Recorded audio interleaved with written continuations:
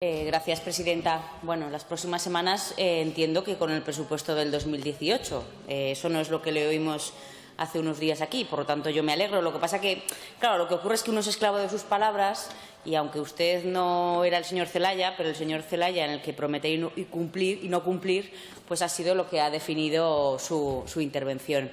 Yo lo recuerdo al señor Celaya.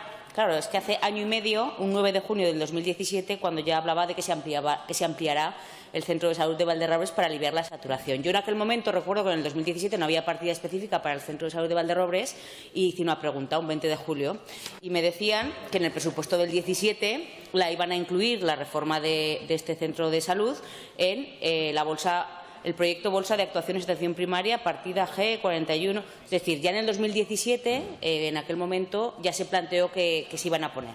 Llegó enero del 18 y viendo que en el 17 no se había puesto en marcha, también oímos declaraciones en las que decían, bueno, para que se licite la obra del Centro de Salud de Valderrobres tienen que ocurrir dos cosas.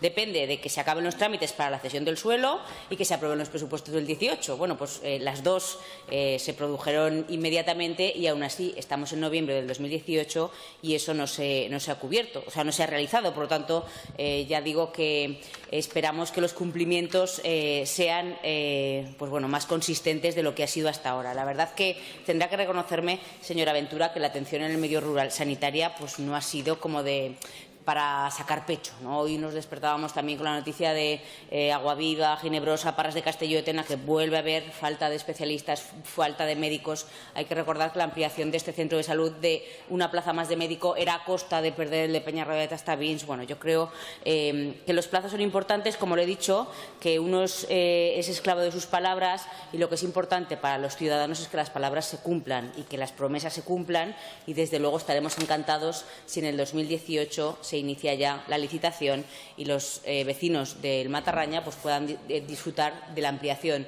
de este centro de salud tan necesario para la comarca. Nada más y muchas gracias. Gracias.